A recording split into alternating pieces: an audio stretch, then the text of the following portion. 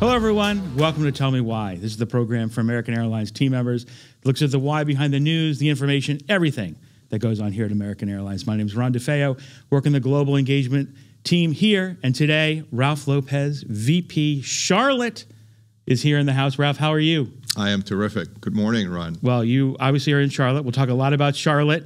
Also, a little teaser at the end. We're actually going to talk a little bit about World Cup memorabilia. Yeah. So this is a robust, wide-ranging interview. But Charlotte, let's talk about it. You know, second largest hub, obviously critically important to the operation. You know, big summer, now into the fall. Just talk a little bit about what's going on in Charlotte. Sure. Well, first off, it is in fact our second largest hub. Charlotte is one of the largest hubs in the world. Very consequential to our network strategy, and it's incredibly important that we run a very, very good hub as a result. Some stats to highlight, what Charlotte is. So we have the fifth busiest airport in terms of surface movement. Wow. That is airplanes. Yeah. In the world, in our Charlotte hub, we are 90% of that. So this past summer, we flew 660 peak daily departures. Wow. That translates into 80,000 daily seats. Wow. And over 70,000 customers daily. To put some context, a view on the ground means that you will see 10 banks with 91 gates of occupancy. So that's quite a bit happening. Yeah, absolutely.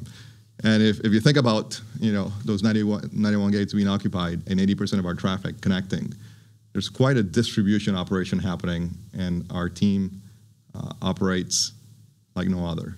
That's awesome. And we were talking before we went on, right? I mean, goals for the year, right? Succeeding in Charlotte and DFW, critical. And we were talking before we went on about a lot of investment has happened at Charlotte this year. Talk a little bit about what's gone on. Sure. Well, look, it goes without saying, but throughout the pandemic, as we focus on DFW and Charlotte, we made incredible investments in being ready, right, for today's operation and the growth that was to come as we exited the pandemic. Quite a bit of investment in our schedule development, great collaboration and partnership to that end with all stakeholders internally and with the FAA, optimizing every inch of concrete on the surface to be able to optimize our aircraft movement. And to that end, adding technology to help our team make the right decisions in terms of gating our airplanes. One of the most consequential decisions that we can make in terms of operating our schedule, both from a planning perspective, but also on a second-to-second basis. Aircrafts are planned to arrive at a certain time. That doesn't necessarily materialize to the second or to the minute. Right. And this past summer, we implemented Simba, which is a decision logic that sits atop our gating tool. So our folks in the control center now have incredible artificial intelligence and logic that helps them make the right decisions in terms of gating our aircraft. It's biased to deconflicting arrivals and departures. It aids them in turn distribution. And it maximizes time on the ground, which is what we need to ensure that our team members have a successful environment into which execute safe and reliable dispatching of aircrafts. That's very cool. That's very, very cool. And then we were talking too, obviously you hit this at the beginning, right?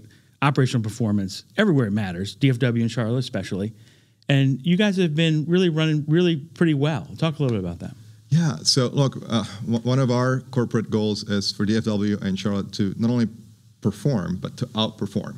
That inevitably will help our corporate objectives, but also it helps the system.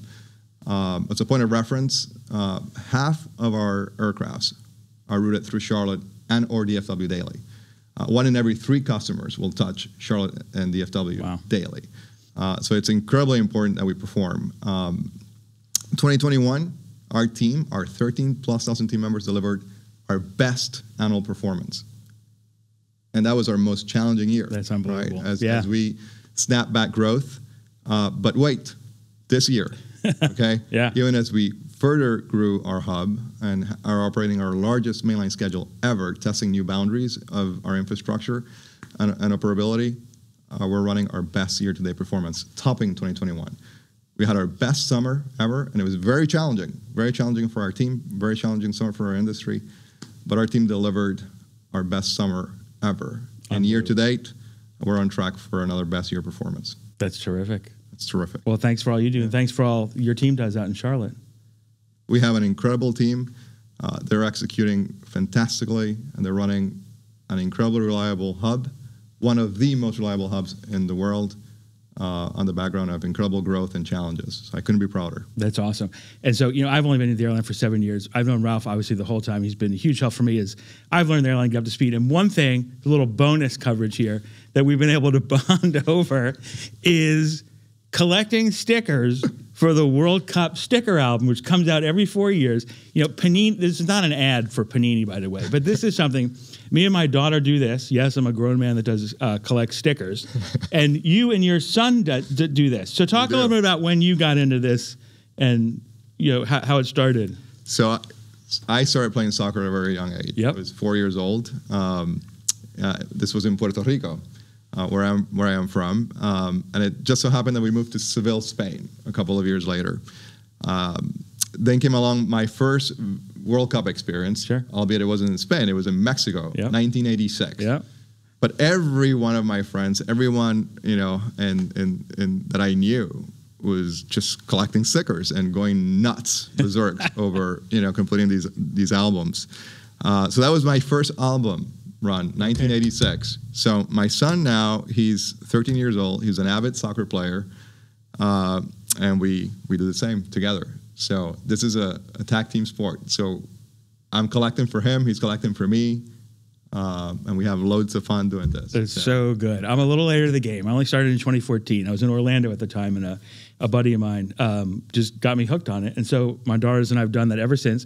And so what you buy the stickers, but obviously you miss stickers, and then you trade. So I actually sent Ralph a list of the stickers I needed. I mean, old school. Yeah, old-fashioned way. On a piece of paper. Same thing there. He brought his, I brought mine. So when this show goes off the air, we're going to trade our stickers. But hey, little bonus. Charlotte doing well. So we prepare for the World Cup. Truth be told, this is not a very even exchange. But if you collect, you know that that's right. The ones that you're missing at the end are incredibly valuable. So I have 9 of a very short list that Ron needs. And he gives me a ton that I need. Like 91, but whatever. Yeah. I went on a binge and bought a bunch. So there it is. Awesome. Well, look, as a reminder, Tell Me Why it lives on JetNet. You find it anywhere else, SoundCloud, wherever you get your podcasts, and listen to it. If you have questions, things you want to learn about, maybe hobbies, feel free to drop us a line on JetNet, and we'll be sure to get it to you in an upcoming episode. Speaking of that, we'll see you on the next Tell Me Why.